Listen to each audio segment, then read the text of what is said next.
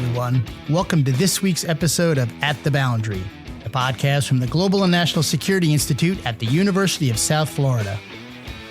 I'm Jim Cardoso, Senior Director for GNSI and your host for At the Boundary. Today on the podcast, we've gathered some of the key people involved in the creation of our first ever Florida Security Forum. Florida is a hub for defense, international commerce, and technological innovation, and plays a supersized role in shaping national security policy and decisions. For this first conference, the theme was Port and Maritime Security, Risks and Resilience. We hosted the conference in partnership with Port Tampa Bay earlier this month and have been digging into the findings for a couple weeks in order to submit recommendations to our state and national policymakers. Joining me on the podcast today are Mark Luther, Associate Professor at USF and the Director for the Center of Maritime and Port Studies, Mark DuPont, Executive Director of the National Maritime Law Enforcement Academy, and Brian Langley, Senior Executive Advisor to the Florida Center for Cybersecurity, better known as Cyber Florida. All three of our guests played vital roles in the creation and development of this forum, and I'm happy to welcome them to the podcast today. Mark Luther, Mark DuPont, and Brian Langley, welcome to the podcast. Thanks for having us. So this podcast is more like a virtual panel than an interview with all three of you here. And while I look forward to hearing from each of you on some questions, please don't hesitate to respond to another answer or augment or, refute if you feel the need to do so professionally. That's okay too. But we'll go ahead and just kick this off. So I'll start with, since I'm in studio with Mark Luther, so I'll start with Mark Luther to answer this question first. What's a single major takeaway you had from the Florida Security Forum we did? I mean, I noted a continuing return to the vulnerabilities presented by drones in the physical security space, and also just the cybersecurity concerns as well. But anything you noted? I was a little surprised at almost tunnel vision on drones and cybersecurity.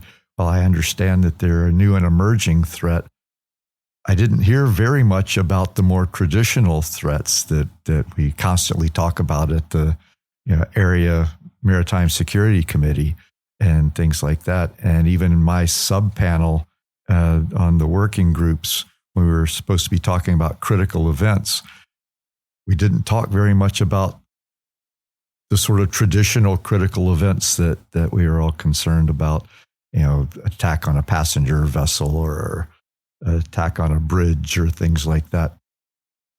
So I thought there was a lot of good conversation about these new and emerging threats, but I was expecting more conversation about the more, shall we say, mundane, perhaps mundane, but still threatening ones, right? But, yeah, with great potential to shut the port down. And there wasn't as much discussion as I'd hoped on natural disaster threats and how much that can disrupt port operations and destroy infrastructure. Yeah. No, that makes a lot of sense. And I noted that too. Mark DuPont, how about your take? Any single major takeaways you had from the conference? Well, before Mark started talking, I was stumbling to think of one thing that was the singular most important or notable thing to come out of it. But when Mark just gave his point about cyber and drones, I have to echo it. So much so that our subgroup, when we were looking at, what were those key takeaways, when asking them that question, they brought up cyber, but they brought up, are we missing something else? Because all of our attention is focused on cyber and or drones. So I thought that was pretty insightful of the group. But aside from that, if there was something else I could pick, I would have to pick the Lieutenant Governor's speech. And one of the key things that he echoed, and I'll just use the word accelerate. We need to move. We can't keep sitting around talking about things. We have to take action. And that kind of echoes what J. Todd Inman spoke about from NTSB when he said it's no longer about see something, say something. It's about see something, do something. So there was a action-oriented theme not only in our discussions on day one, but when it translates into the workshops that we had on day two, everybody was, what do we have to do about it? Not just pointing to what the potential problems are. So that was an important takeaway for me. And it was great to be a part of. Yeah, and I want to follow up in a little bit on the day two as well, because, a lot of people that came to the conference that may be listening, they were not at day two. So I would like to talk a little bit about that. But before we do that, over to Brian Langley. Any major takeaway you had from the FSF, from what you saw? Yeah, no, thank you. I think the major takeaway for me was just getting all these thought leaders together talking about ports at large, and all the sidebar conversations that related to like port security, economic security as port security, and vice versa. I thought it was just great to see so many different thought leaders come in and discuss, generally what can we do as a state, reflecting our communities on the supporting, the Florida port ecosystem. So to me, it kind of created, if you will, a bridge on just getting all these different groups together in a consistent policy-driven manner. So that for me was a great takeaway. Yeah, it was good. And that's what we're going for. We're trying to bring, that's one thing we do at GNSI, try to bring together government, industry, the academia all together, get some breadth of that discussion. I want to go back to one thing so that both Marks sort of alluded to was kind of, again, the tunnel vision, as was, I think, was a term used on definite threats. I mean, cybersecurity is a threat. Drones are a threat. There's no question about that. Do you think that the focus on that, and I'll ask Mark L. first, do you think the focus on that was an upgrade? Upgrade's the wrong word. An update, maybe, in the thinking? Was it just an oversight? Combination of the two? Or what would you classify it? Well, I think there is so much focus on those two things, and so few in the maritime transportation world know how to respond to that. And again, with drones, we have so few tools that we're even allowed to bring to bear on the problem because of the regulatory structures are lagging far behind the actual technologies to cause harm with those sorts of things. Because again, you can't shoot at a drone, you can't bother it at all under FAA regulations, and there was a lot of discussion about how that needs to change. And then the maritime world has been very slow to embrace the cybersecurity aspects of what can go wrong, even though we've had some fairly disruptive attacks on Maersk and Port of Rotterdam and others that have had major implications. So that's just coming to the mindset or the attention of a lot of people who have been in this maritime world a long time and aren't used to thinking about such things. Yeah, and it made me think of another thing, kind of a takeaway as I go back, and you sort of alluded to it, is the authorizations. Yes. The authority to operate, ATO is a specific term, but I'd say the authority to act. And Mark DuPont, you talked about acting, which, completely agree with, but then there's some challenges in the authority to act against drones, in the cyber world as well, too, which is kind of where there's on. I think some people were, I think, kind of, as Brian, you said, the breadth of the discussion was great, but it also illustrated that there's so many people involved with it. They had that ability to have the authority to act can be very challenging. And some things are probably going to need to have to change in the future as we confront these new threats that are different from the kind of traditional, but still quite capable threats in doing us harm. Mark or Brian, anything to add to that? Well, again, just echoing Mark L., the thing that struck home for me is also a comment that General McKenzie made in his keynote and his welcome to everybody: national policy. So we can sit here and talk about a lot of what these threats are, especially as we're talking about drones. But as Mark said, it came up in my group too. We need some authorities to be able to defend our ports. And there was interesting discussion just in the diversity amongst the ports that were in my room. You had some that were dealing with this on a regular basis. Some were like, oh, we don't have that problem.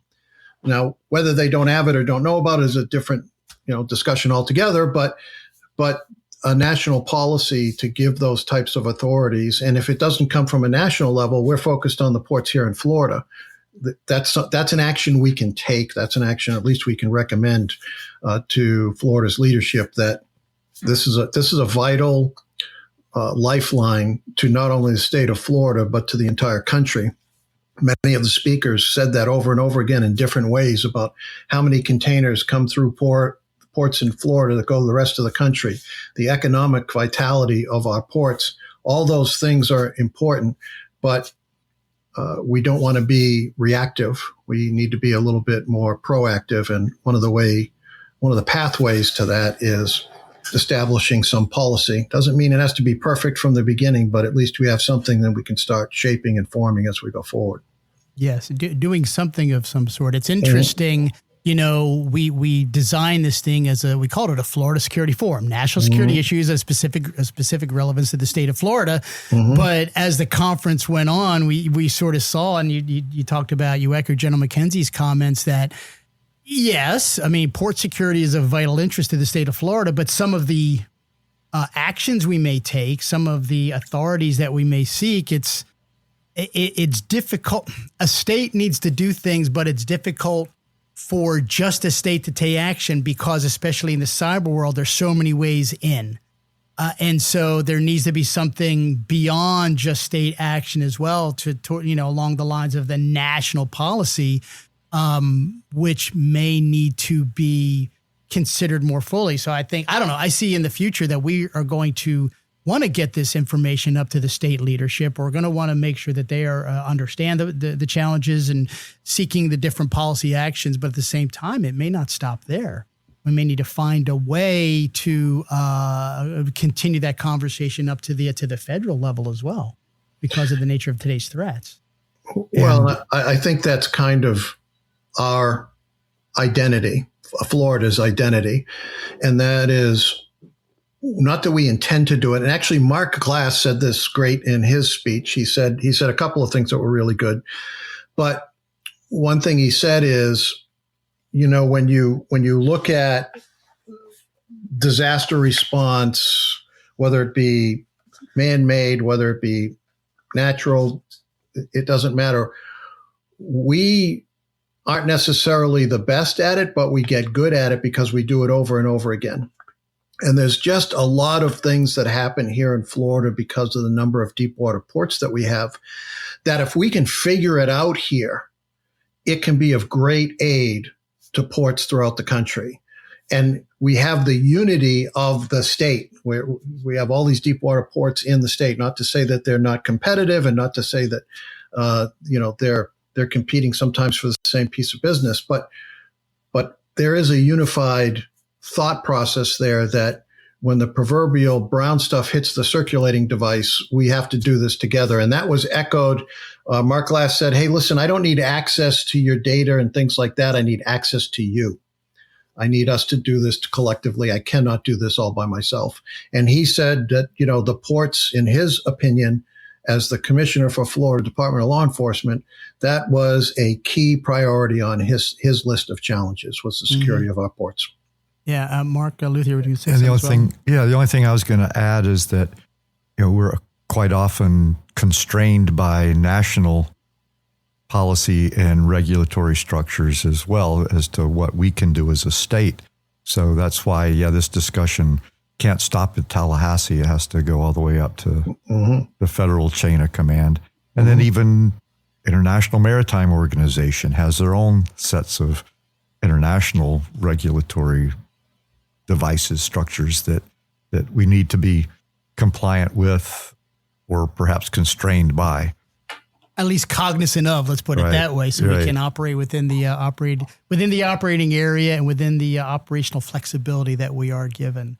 Brian Langley, anything to add to what these two gentlemen have been saying? No, I'll just reiterate the fact that it was just great to see all these different thought leaders. And it was also a testament to hear people from different perspectives talk about risks that you normally don't think about. And each port had different ways of addressing it. So to me, it was like a great assessment on the environmental, security, fiscal, business piece of ports in Florida.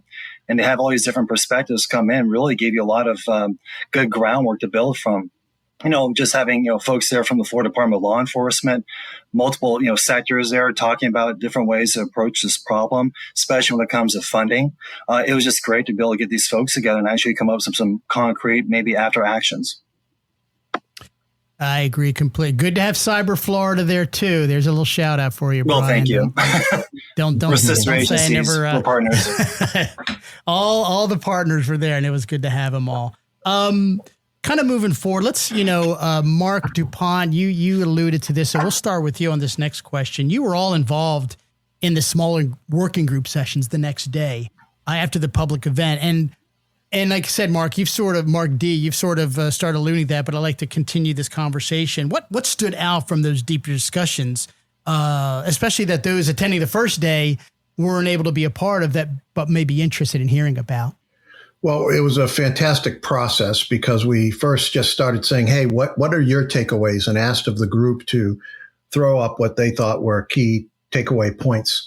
And then what that evolved into very quickly without me facilitating, these key takeaways would come up and they'd already start talking about what's needed to kind of solve that particular problem. Cyber attacks we already talked about, but what they started drilling down into is the reason we have this issue with cyber, and specifically in the maritime domain, as Mark Luther alluded to, is it's a very fragmented approach to owning risk within the maritime port infrastructure.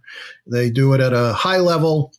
They say we ought to pay more attention to it. They give it to IT, and how does that translate into everybody? How does that go all the way down to when someone's getting onboarded? What are they taught? And actually that bled into workforce needs and workforce development. And that bled into, hey, if we really want to prepare the maritime industry for the future and our ports in Florida in particular, we have to really own this workforce development issue. And as ports become even more important. Again, I go back to what J. Todd Inman said in his talk about, hey, ports are becoming more and more critical as we want more and more stuff, as more and more things happen, and as resources might be moved towards border security and slightly away from the focus of the port. So it's a vital thing. So people are an important part of that puzzle. What do we do to ensure that we're preparing the force of the future? And it got into recommendations about how this should be embedded at K through 12. And then how do you go about doing that? There was discussions that went into great detail. And again, the diversity, Brian touched on this, but I just want to emphasize the diversity of the people in the forum and in the workshop the day after was tremendous. That's what really lit the conversations, because you would have people from academia. I'll talk about my work group in particular. You had a professor from the University of Rhode Island talking about what they were doing as it relates to natural disasters. And that impacted some people that were in a smaller port. I had a bigger port. I had cyber people. I had a lot of people that looked at each problem together. They didn't just sit back and say, well, that's not my problem. I'm a cyber guy, or I'm a big port, or I'm a little port. They talked about what those challenges and obstacles were, and then came up with recommended solutions at the end of the day. And it was very rewarding. No, that's great. That's what I saw too. I wasn't there the whole day, but just kind of wandering around. That's what I saw too. Some really just great discussions, in-depth stuff. And the folks, the working group people there, they're really invested in discussing the problem, which is what we're after too. When we kind of came up with this idea of how to run this 2-day event. Brian Langley, from your perspective, anything you saw from the working group sessions that you want to talk to? Yeah, I tell you, if you were in on those things, if you're had the chance, you really appreciated what we can do together to really identify risk and vulnerability. And then, as our counterparts at Idaho National Lab, who was in attendance, we talk about consequence management. You reverse engineer that, and you figure out, okay, so what can we do to mitigate these consequences by identifying risks? And so we really got down to some tactical discussions. To me, that was great, about just talking about governance. What can we do to expand our buffer zone? What can we do to harness our economic impact areas, and what that might mean to both supporting the port through a public and private sector enterprise approach to really show the impact the ports have. And if there's cascading incidences, how do you actually address them? Because it will have impact on our K through 12 programs, our public and private sectors. So these ports that we looked at are just critically core, vital machines of economic prosperity. So we really were able to kind of talk about what we heard and drill down a little bit further about what kind of tactics could we do to present to the state and to our policy makers on what we are finding and what we're doing, and some additional due diligence that we can use in partnering with our academic partners to help and support it. Maybe additional research on what both Marks had talked about, or Jim, for you. So I just felt we got even deeper into what some of these possibilities are. That's great. That's a great answer. And thank you for that summary there. Mark Luther, from your perspective, what did you see? We had a really interesting group. We had a wide perspective. Mark DuPont touched on it, and we had the Jacksport people and the Port Canaveral and then the Port Putnam person in there, which that's a wide variety. It's great. The spectrum. Yeah, no doubt. Jacksport is one of the biggest ports. Port Putnam is by far the smallest port, and Canaveral somewhere in between, and very diverse operations. Port Putnam is basically just barges that came way up the St. John's. Canaveral is almost exclusively cruise ships, one of the biggest cruise ship ports. And then Jacksonville is a very diverse port that moves just about everything that goes by ship. So it was interesting to listen to the mix of ideas and opinions and concerns that came out of that wide variety of port types. And again, that's as again Mark DuPont alluded to, that's one of the perhaps unique things about the state of Florida is we do have these 16 ports that span that entire spectrum. And while there are some commonalities among them, they're all vastly different in some way as well. The old saying that I've heard throughout my interactions, if you've seen one port, you've seen one port. So, but we all have to play by the same set of rules and no matter the size of the port too. Sort of I mean, thing. a very Exactly. small port like Putnam, a huge port like either Port Tampa Bay, Jacksonville, Canaveral, with just thousands and thousands of people that they have to be concerned about in their cruise industry. Yeah, they all have to. There are some similarities. One thing, Mark DuPont, you touched on, which I remember being discussed, and this is on first day, and it sounds like it was second day as well. That the relationship between operational technology and information technology, and kind of Mark, you alluded to, well, sometimes a cybersecurity, if it's in the information technology realm, will sort of give that to the IT folks, and that's becoming less and less the right way to do things because of that link between OT and IT, and on just the incredible damage that a sophisticated cybersecurity attack can cause, even to the smallest port, and even in coming into a small port, it could affect a larger port that's part of the same system as we talked about as well. So, I mean, I thought that was interesting, and both of you also talked about that workforce development. People have to understand. Mark Luther, you talked previously about sometimes things sometimes don't always move at lightning speed, right? In terms of lessons learned and moving forward, what are the next threats? But yeah, there's a significant, we have to make sure that we're developing the next level of education for our workforce to work in the ports of tomorrow. Any thought? I mean, anybody I just threw a bunch of stuff out there. Any thoughts on that from anyone? Mark DuPont, looks like you got something. Yeah. I just think whether you pick the cyber discussion, whether you pick the drone discussion, whether you pick workforce development, all of them have threads that overlap and are similar. And it goes back, I'm sorry, I sound redundant, but I keep going back to the guest speakers because I think they were so spot on in some of the things that they said. Mark Glass, we have to do this together. The lieutenant governor, we need warriors. And what he was saying is, no, I'm not asking all of you to take up arms. But we all need to be working towards this common goal. And everybody, if you look at cyber, everybody in the organization has to have a piece of that and has to recognize their piece of it.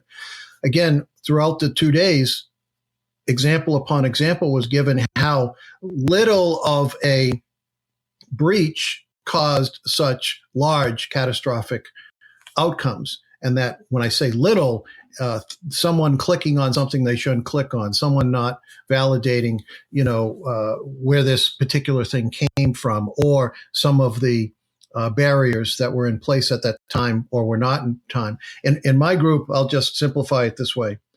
There were 4 primary groups at the end of the day on the second day where we kind of put everything in and said it falls into these areas. It falls into cyber, it falls into national policy, it falls into workforce development, or it falls into public-private partnership. And all of them are intertwined. In cyber, we talked a lot about everything I just said about it trickling down to the lowest level. We talked about it from a funding perspective too, and people have to look at this as look at it from a balance sheet assessment perspective of risk management, as opposed to just, this is this thing that I'm going to buy or implement that's going to take care of it.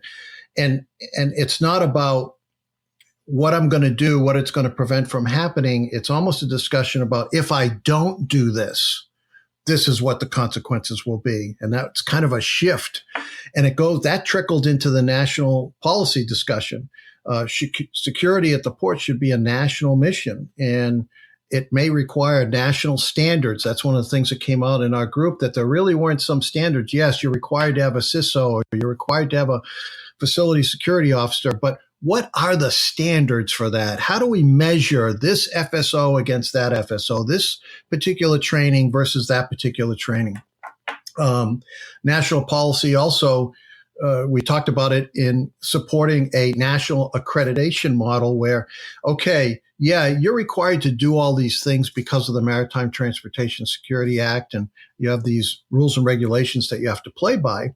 But who's to say that having met that, you exceed it, you go above and beyond?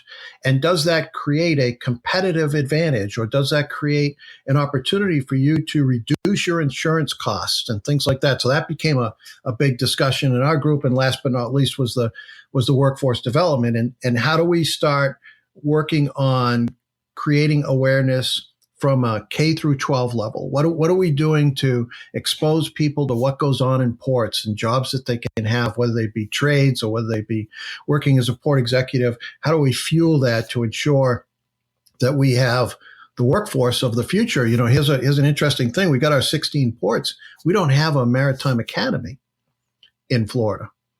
And you just pause that for a minute and think about that. And so if we truly want to prepare ourselves for the future, because the theme we ended up with as it related to funding of the future, it's about funding the future. Not what I need to go get right now to replace this camera or replace this particular widget that I have. What am I doing to fund the future? Sorry, I went off on a tangent there. No, and educate the future. Just got, I'm thinking, I remember during the first day of the conference, we were sort of joking about a lot of the experts we had, the civilian experts, and we were joking about how a lot of them were in the Coast Guard previously, and which is a good thing. It's a natural follow on, and no issue with that.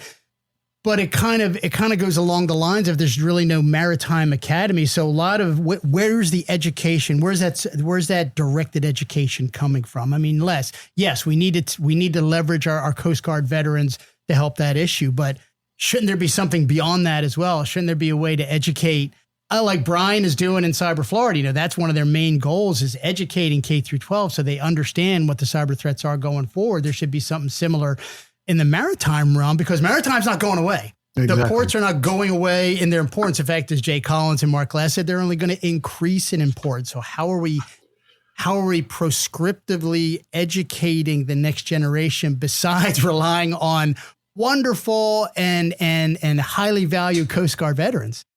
Yeah, and there's a limited resource, even if you're relying on those Coast Guard veterans. And of course, being one, I love that concept and I support it wholly. But even then, Jim, I'll make a comment, and I'm sure a lot of my vets, when they listen to this, I'll get an email or a text message afterwards. But that knowledge is limited, meaning you're born and raised and grow up in the Coast Guard. You see things through that perspective. I had the benefit of doing reserve time and active time, and I got to work in the private sector. I got to work in law enforcement at the local level, at the state level. I got exposed to a lot of things, so it totally widened my view of how things should or shouldn't be. So allowing our kids and our young workforce to be exposed to many different opportunities is what only is going to support us. And something simple we talked about in our group, one of the ports has done it, where you adopt a high school, where the port says, hey, we adopted high school X. And by adopting it, it means they have field trips to the port. It means we come in and speak about things that are related maybe to the subject that they're on at that particular semester in school. I went so far as to say, yeah, well, every port should adopt a university too. It should be higher level too. It should be, what's our alignment to bring, and again, I had the professor, Austin Becker from University of Rhode Island, and sharing what he was doing with the Port Providence in Rhode Island. But that perspective that they come to look at particular problems and share with the port, hey, this is something you ought to be paying attention to, because this is what, from a natural disaster perspective, this is what might impact you, and here's how it's going to impact you. Things that we may not think about, but including academia in all levels is only a benefit. And this, again, goes right back to what our guest speakers were saying. This is how we do it together. Yeah. Mark, Luther, or Brian, any additional thoughts on the working groups before we kind of move on, or anything you want to add to that? Well, as an academic professor, I guess I have to second some of what Mark DuPont just said. And we've been talking about that within the university for a while. I've had difficulty getting traction within our own university here, but we've been forging ahead anyway, and with relationships with Port Tampa Bay, internships that they offer to help bring people on from that sort of higher end management end of things. And the Propeller Club has a high school outreach program too, to try to get more young kids into the maritime transportation world. In fact, we've had several high school kids that did go on to some of the other maritime academies around the U.S. But yeah, establishing some sort of a maritime academy within the state of Florida would be an ideal thing to improve our workforce development. That's look, as we go forward and take this forward, that should be one of the recommendations. That's one of the things that I agree. The state can look at. So we'll see where it goes. It's probably going to take a lot more work than just suggesting it. And everybody's, oh yeah, let's do that. But, but it does. Look, a lot of states in the in our nation, our maritime states, no question about that. But Florida's in a class by itself. Obviously, it's surrounded on three sides by water, and that is the, I don't know if it's the main industry, but it's a significant industry in the state of Florida. So it would make sense. Florida leads the country in a lot of other ways. It would make sense for them to lead the country in this way as well. At least it would make sense to me. So, all right, we'll make sure we add that to the list of things for Mark Glass and Jay Collins to think about. So moving forward, Brian, I'm going to start with you this time. Everybody gets at least one chance in the hot seat of going first. Yeah, you're welcome. No problem. I'm hooking you up, brother. So benefit of hindsight. Look, this is a softball actually, because you guys already talked about this for a while, but I'm going to go forward. Benefit of hindsight. What did we miss? What maybe we have missed? Hindsight being 2020. What should we have made sure we included in this conference? If we do something exactly like this next year, remains to be seen how that's going to look. What do we need to make sure we hit, or when do we need to at least make sure we address with Florida's decision makers as a result of this conference, even if it was something we look at and say, oh, we didn't hit this as deeply as we should have. again, with the benefit Right. of hindsight. Brian, what do you think about Yeah, that? I'll be straight up. A miss would be if we don't provide an after action to our state policymakers of all the great things, one, we discuss here on this podcast, but what we've documented as opportunities to grow and make, Florida a gateway for the nation, and if not, the world, if you will, in terms of our ports and what we can do with these ports. So I think that the biggest thing for me being an inaugural event is I was hoping to see a little bit more people there that we engage, but the turnout was remarkable. And in addition to that, the feedback and the byproducts from these conversations have got us to this point where we have a lot of good things to work with. And again, going back to partnerships is your academic partners like at USF and Cyber Florida and what Mark's do and everything else, that's a great resource. So if there's any future edicts coming from the federal government, DHS, CISA, the Coast Guard, think for a second where your academic partners can sit down, identify the need, the gap, or the problem, and work collaboratively to identify a solution set. So, for instance, if ports need security training, Cyber Florida at USF and FIU has resources that can augment and support their training needs at no cost. So, again, a key takeaway for me is just making sure that we follow up on the great work that was done at this inaugural event. You're exactly right. And that's one thing that we try very hard to do at GNSI is not just have a conference. We all talk to each other, we pat each other on the back, and then we say, all right, we'll talk again next year. No, we want to have some type. And look, I have it on video. I have the lieutenant governor of the state of Florida basically dropping a mandate saying, I need That's right. you to help us solve the problem. I'm not going to be able to do it. I need you to solve the problem. I need you to bring your good ideas. And that's what we're going to do. And, if need be, if his staff is recalcitrant to give us time on his calendar, I will send them that 30-second clip. Well, Jim, thank you. If I may, this is where it goes where GNSI's thought leadership has come into play with both Marks and everyone who's been contributing to this. Is that shows the moxie of Florida is having a group, and this is not apple polishing. It's just, a fact. Good thought leaders like you come in and really identify these opportunities, and that can help lead the nation. And I think that we have the capacity to do so, especially with, both Marks being on the call. They know their stuff. And then we start breaking into this ecosystem, as we called it with the other Mark, consortium management. We've got some dynamic opportunities here. Just have to, continue the pressure and the application of engagement. And I think USF can do a lot of that, perhaps. Yeah, no, I agree with you. That's a great answer. And you worked the word moxie into it, which was impressive. Anytime you can say moxie, that is a great diatribe, and I appreciate it. Mark Luther, what do you think? Anything benefit in hindsight we may have missed or could have done better? Again, I would have thought that we would talk more about some of the things that are actually in our maritime security Current plan for Tampa Bay, for example. And I understand that drones and cyber are the hot topics of the moment, but let's just don't lose sight of the more run-of-the-mill type.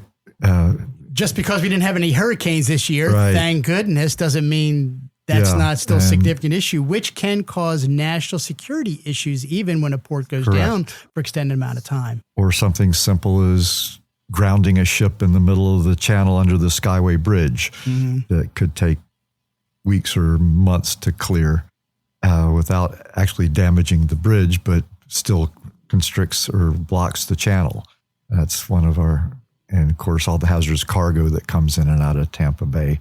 And probably Jacksonville and lesser extent Fort Lauderdale or Port Everglades in Miami. So, but that's the one thing that I would like to see us do better on next time, is spend a little more time at least acknowledging that those are things we need to pay attention to as well, and not get too distracted by the new stuff, the new cool threats, if that's even a term, but we haven't solved the old ones. Right. We're still working to mitigate best we can, but there's still challenges with that. Yeah. And with all the new technology that's coming along that could be applied to those threats as well as to the cyber and drone type of threats. Yeah. Maybe we may not be doing as much of an application as you say, because we're looking more at these, the sexy new threats of drones and cyber and things like that, and the high-tech threats. Mark DuPont, from your perspective, what do you think? What did we miss?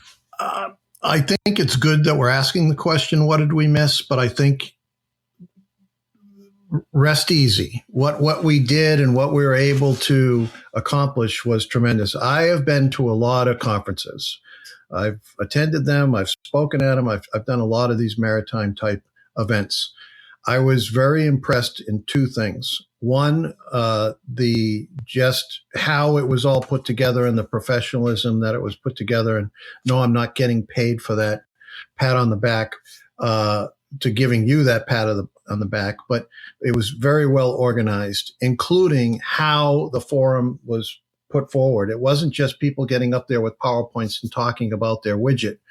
It was people sitting around and saying, okay, let's talk about this particular aspect of the maritime industry, the maritime environment. And the panels were all, again, very diverse. So you weren't getting one singular, very narrow perspective. So I think the quality of the event was top shelf. The second part was the attendance. And, bear in mind, we were in the middle of the shutdown and many people couldn't come that wanted to come, but we still filled that room and had a number of people online. So that says something right then and there. I think that we need to recognize that this was needed, that there was application for it. And to quote the Lieutenant Governor, let's not take our foot off the accelerator, meaning let's keep going forward. The door's been open. The opportunity has been given to us. Let's walk through it and present those things, but let's not give up. Next year, we can fine tune it a little bit. And to Mark Luther's point, make sure that we're not, we focused a lot looking forward. So I can understand why we're talking about cyber and drones. Sure. One focus can be, let's just stop for a minute and let's forego the future for a moment. What's going on right here, right now? What can we impact right here, right now? And that might be part of the focus of the next one. Okay. No, good stuff. So we're kind of coming into the end of our time that we set aside for this. So I want to go ahead and go around the room, both in person and virtual, for any final thoughts. And Mark Luther, I'll start off with you. Any final thoughts? I think it was an excellent 2 days well spent, and I'd love to be a part of doing it again at some time in the near future. Maybe not next year, but certainly within the next 2 to 3 years. I think it'd be a great opportunity to revisit this and see what progress has been made and where we need to focus our efforts for the coming few years. Yeah, look, you and I have talked offline. I think that GNSI and Mark Luther are going to have a continued relationship, and I look forward to that. I think that maybe it is next year, maybe it's a couple years from now. We've done that too. We did from the GNSI perspective, we've done a conference when we first started off on Ukraine and Russia. And then we waited, and then about 3 years later, we did another one because, well, at the time, we didn't think we'd have to do another one. We thought this would be over by now, but it's not. But also it gives you kind of some additional perspective to look back and kind of address, hey, where do we need to go from here? So it's very valuable. So I could see that happening with this particular issue as well. But now we'll definitely keep it on the docket for sure. Mark DuPont, from your perspective, any final thoughts? Well, I kind of said it in my last little diatribe there for a minute, but I think it's about thinking and moving outside the box. I think what made this successful is, again, the approach to it and having a discussion from the beginning all the way to the end. And people really valued that discussion. I hope that the discussion continues at the leadership level, and I hope it continues into the years ahead because we've got to do this together. Nobody is going to do this on their own. Yeah. And you said at the beginning too, it's about action. What you said, it's not see something, say something, it's see something, do something. And that's what we got, the mandate we got as well from state leadership. So we'll pick up that gauntlet, move ahead with it. Brian Langley, over to you. Any final thoughts? Yeah, well, one, thank you so much for hosting, and congratulations on a great event, all of you. But two, I think we've created a movement. I mean, I think that we've got the synergy now. We've got the team. We've got the people. We've got the know-how. We've got the moxie. We've got the ports. We got the diversity. We can make the business case. I think there's a lot of opportunities here that we've already identified, but more that we probably haven't talked about. So I think we just got to keep that movement going. And I think that the state's given us that support thanks to the Lieutenant Governor's remarks, and we'll make that front and center. So very thankful to be a part of this, quite frankly. Agreed. Well, Mark Luther, Mark DuPont, Brian Langley, thank you very much for your time today. Really enjoyed our conversation. Thank you for the opportunity. Special thanks to our guest today, Mark Luther, Director of the USF Center of Maritime and Port Studies, Mark DuPont, Executive Director of the National Maritime Law Enforcement Academy, and Brian Langley, Senior Executive Advisor to Cyber Florida. All videos from our panels and fireside chats from the Florida Security Forum will soon be available on our YouTube channel. We also had the opportunity to sit down with a few of our speakers at the forum. Look for those interviews as well in the coming weeks and months. Before we end the podcast today, a couple things I want to tell you about. GNSI Senior Research Fellow Dr. Rob Burrell, no stranger to our audience here on At the Boundary, was featured on Tampa Bay's CBS-affiliated news this past week. Rob focuses on resilience and resistance under the broader umbrella of irregular warfare, and one of his focus areas is Venezuela. He talked with WTSP TV about the escalating crisis in that country, particularly the possibility of the existing government being overthrown. It's a quick watch, but insightful and important. We'll drop a link to the story in the show notes. Additionally, even as winter descends on much of the country, not as much in Florida, though I did have to wear long pants last weekend, it's not too early for you to start making spring plans. Be sure to include some time for one of the most consequential national security events of 2026. The 6th GNSI Tampa Summit is set for March 24th to the 25th here on the Tampa campus at USF. The summit's theme is Nuclear Weapons in Modern Warfare. While the use of nuclear weapons seems unthinkable in the minds of many in the West and around the globe, that viewpoint is not necessarily shared by our peers and adversaries. That reality drives the need for clear-eyed policy discussions and candid recommendations to our national leaders. Tampa Summit 6 will bring together industry experts, scholars, government representatives, and students representing our future national security leaders to provide that insight and explore the evolving role of nuclear technology in modern warfare and geopolitics. You can find more information on our website. Thanks for joining us today on At the Boundary. Next week on the podcast, we'll be talking with GNSI Research Fellow Dr. Linda Nohn about her upcoming research article addressing critical minerals and resources, specifically cobalt. She's in the middle of researching that article, but is dropping by to give us a preview. If you don't want to miss that episode or any other, be sure to rate, subscribe, and let your friends and colleagues know. If you're watching on YouTube, hit that like button, subscribe, and turn on alerts. Follow along with GNSI on our LinkedIn X accounts at USF_GNSI, and check out our website as well at usf.edu/GNSI. While you're there, subscribe to our monthly newsletter to keep up with all the GNSI latest.